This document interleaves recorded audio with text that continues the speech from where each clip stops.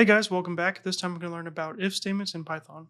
So this is where programming gets really exciting for me when we get to if statements because this is where we can learn to control the flow of a program, also known as control flow. An if statement works by running a block of code when a condition is true. So by condition, I simply mean anything that evaluates to a Boolean, true or false, like a Boolean expression that we've been learning about so far. Let's start off with a really basic example. So we're going to have an age, and the age is 18. And we're going to say if age is greater than or equal to 18, then do colon, press enter, and then do print, and we'll say something like you are an adult. So let's break down what this code does. So first of all, we have a new keyword here called if, and if is followed by a condition here, which is again just something that evaluates to true or false. And so just like it's read, if this condition is true, if it evaluates to true, then this code will be ran. If this is false, then this code will not be ran. So you can see why this is really cool and exciting because we can make our program dynamically execute code depending on the conditions of the program.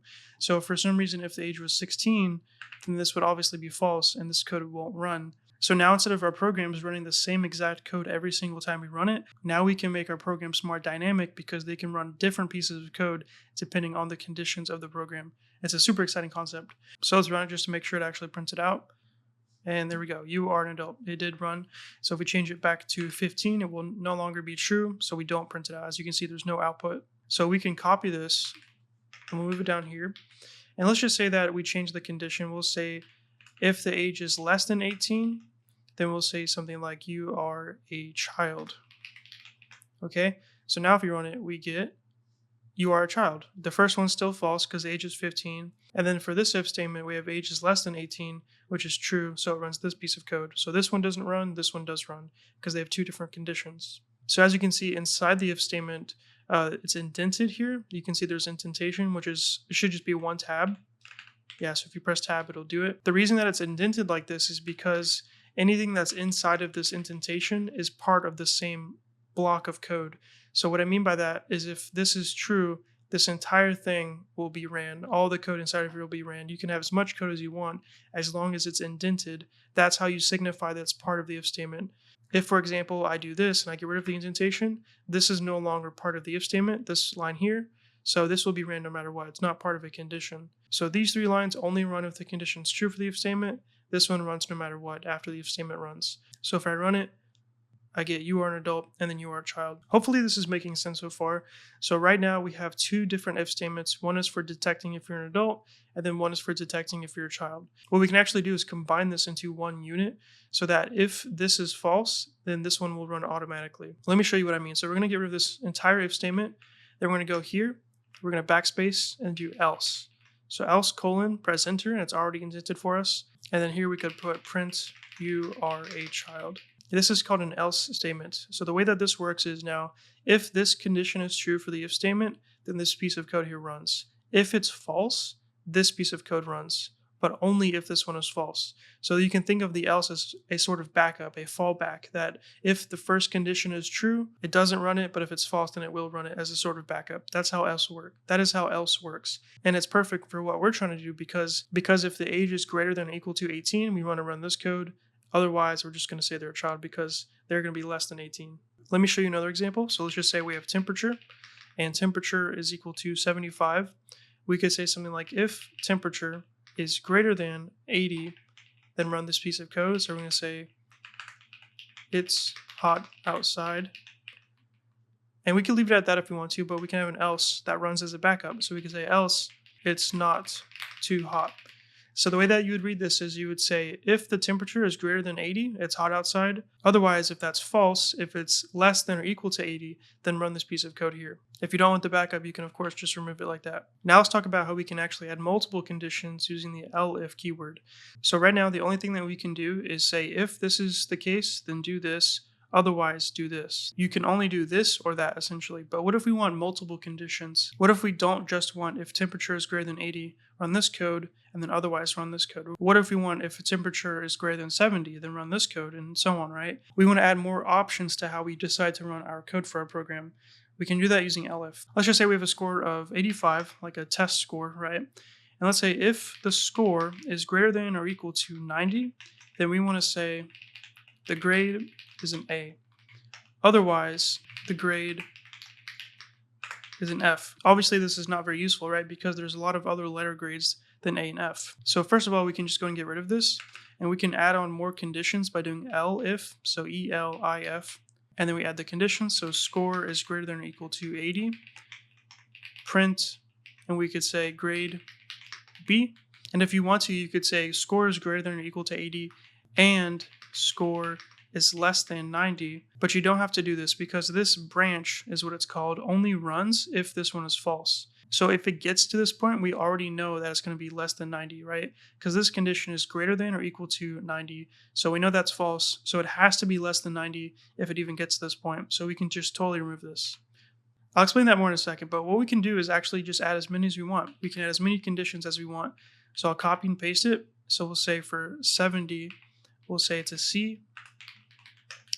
For 60, it's a D. And then if we want to, we can add one for F. So we could say for F, if score is just less than 60, then we'll say it's an F. But again, if it gets to this point, it's already going to be less than 60. So we can actually just condense this into just an else. So if it doesn't match any of these conditions, then it's not an A, a B, a C, or a D. It's just an F. That's how that works. So again, just going over this, how this works, your program starts and it runs all this code up here.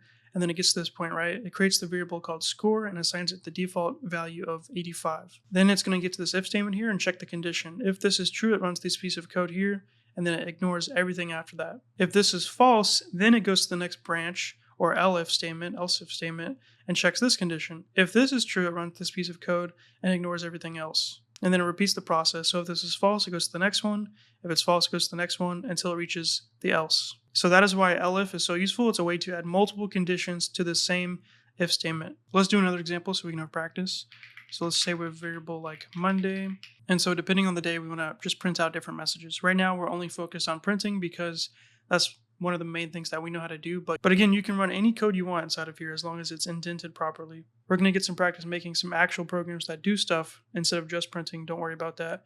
But for now, that's one of the most basic things that we can do. So we're going to say if the day is equal to Saturday or the day is equal to Sunday, we're going to print out it's the weekend. Nice.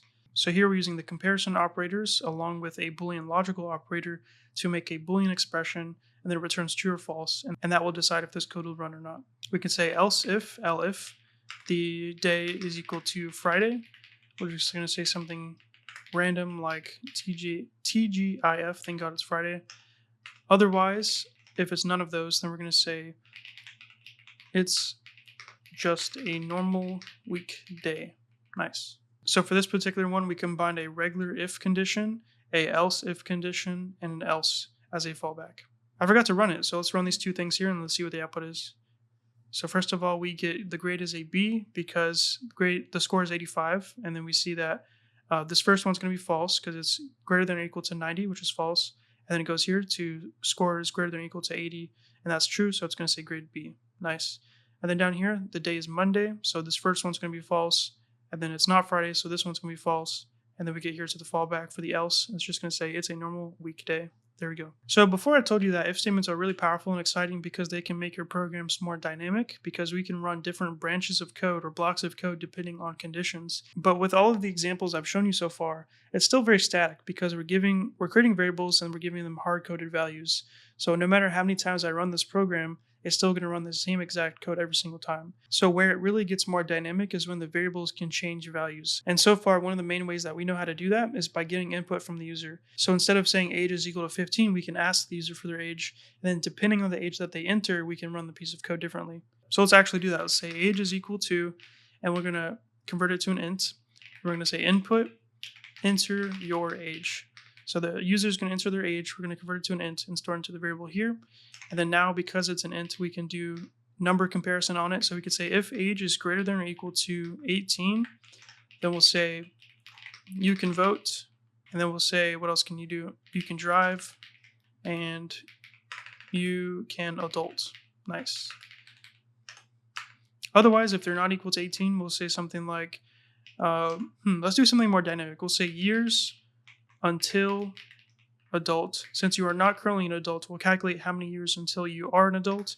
So we'll say 18 minus the age that they entered, and that should give us, however many years are left. And then we'll print out, we'll say you will be an adult in years until adult years. Hopefully this all makes sense. Let's go ahead and run it now to see what happens. So first, now it's asking for my age. I'm gonna say I'm 12 years old. It says you will be an adult in 6 years. Awesome. As you can see, there's extra spacing. I think I didn't even realize this until now that this adds if you do a comma spacing automatically. So I'm gonna get rid of that. Let's see what it looks like now. There we go. Okay, you will be an adult in 6 years. So it's working as we expected. So we're saying the age is 12, and then this one is therefore going to be false. So it skips all of this code here.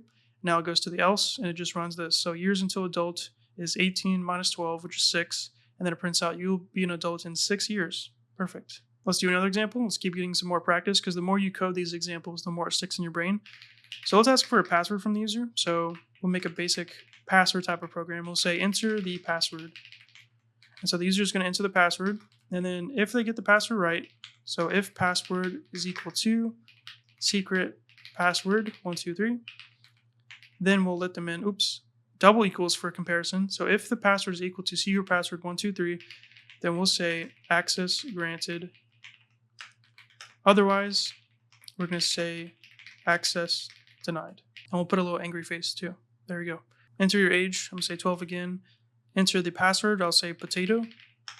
It says access denied, angry face. Great. Let's try the secret password now. Enter the password. We're going to say secret password 123. Access granted. Nice. I'm going to give you 2 more examples, and I'll just paste them so that you don't have to see me type all of it out. We have an if statement here that has a condition. If the age is greater than or equal to 18, and they have a ticket and they have an ID, you can enter the club. Since we have and, everything needs to be true, all of that. If any of those are false, then we move on to the next condition. This one's the same, except that you don't need to have an ID. You only need to be greater than or equal to 18 and have a ticket. And then if none of that is true for both of these, then it moves on to the else. You cannot enter the club. So that's just an example of how we can combine more comparison operator expressions with and logical operators into one giant expression to evaluate to a condition. This is just an example of using or, because we haven't really done much of those. So if it's the weekend or it's a holiday, you can sleep in. Otherwise, it's time to go to work. Okay, let's do a fun little exercise now. So this time we're going to create a simple grade calculator. This one's going to be another very simple one, but it builds upon what we've learned in this episode. First, you want to ask for the student's name that you're going to be giving a grade for. Then you're going to enter their test score. Then using their test score, whatever they enter, you're going to print out their grade. So we pretty much did that exact thing above with this here. So this is something that you can utilize. The only difference is that you're essentially going to be combining that with the input that you gather from the terminal. So pause the video, give it a try on your own, and then come back and you can see how I choose to implement it. It should be probably a little different than yours, but should overall be the same results. All right, let's give it a try. So first we're just going to print out grade calculator to show the start of the program. And the first thing we want to do is get the student's name and then their test score. We're going to use our input function for that. Enter the student name. And then we can leave it as a string because that's a name. So that's something that makes sense to store as a string. For the score, though, we want to have that as an integer or a float. I'm just going to do an integer. It's going to be a whole number. So int. And then we can do input, enter test score 0 through 100. Because usually, at least in American grading systems, it's usually a whole number for the grade, I believe. So we could do that.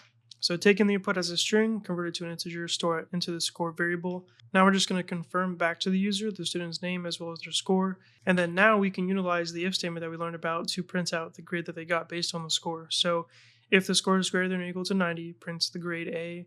And we can say excellent work just as a little bonus. For 80, it's a B. 70, it's a C. 60, it's a D. And then else is an F. So same as we did above, except that it prints out an extra little message. And then if we want to, we can add some additional feedback. So if the score is greater than or equal to 80, you're doing well in the class. 60, you're passing, but you can improve with more study. Otherwise, consider getting extra help or tutoring because you suck. So yeah, that's a very basic exercise yet again, because we only know how to do, certain things. We don't know how to do a lot yet. But with if statements, as you can see, we're unlocking a lot of capabilities. So very soon we're going to be able to make much more complex programs. So keep watching, keep practicing, and I promise you're going to be able to do a lot. So thanks for watching, everybody. Now you guys know how to do if statements in Python, as well as else if and else.